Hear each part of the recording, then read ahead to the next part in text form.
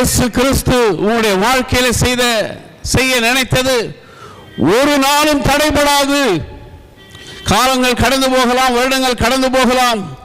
தேவன் உங்களை நினைத்த காரியம், உங்கள் மீது வைத்த சித்தம் ஒரு நாளும் மாறாது.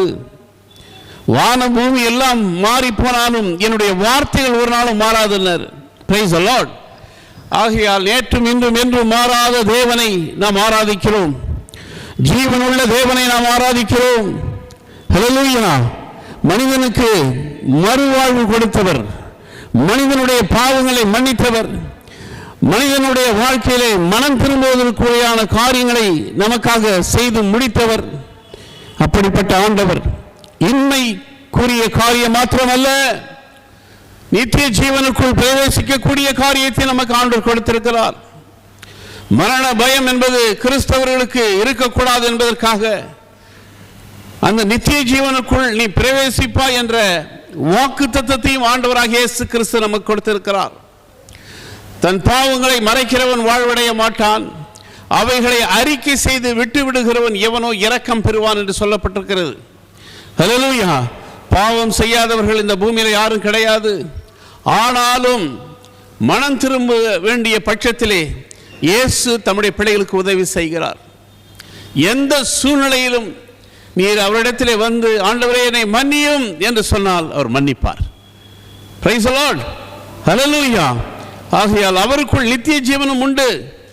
இரண்டால் வேதத்தில் ரோமர் 8ஆம் அதிகாரத்தை படித்தோமானால் அதிலே ஆண்டவருடைய பிள்ளைகளுடைய வாழ்க்கையில் எப்படி இருக்க வேண்டும், எப்படி செயல்பட வேண்டும், எப்படி அந்த வசனங்கள் நமக்குள் பேசிக்கொண்டிருக்கிறதை பார்க்கலாம்.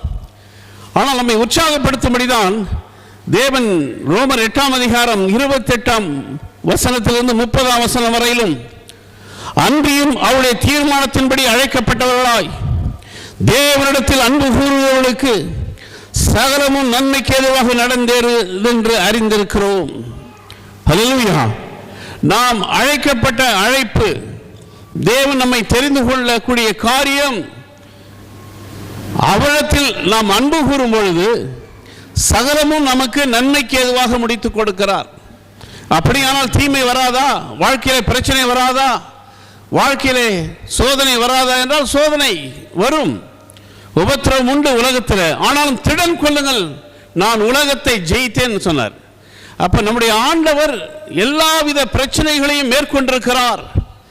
எல்லாவித பிரச்சனையிலும் மனித குலத்திற்கு உதவி செய்யக்கூடியவர், தன்னிடத்திலே வருகிற பிள்ளைகளுக்கு உதவி செய்யக்கூடியவர்.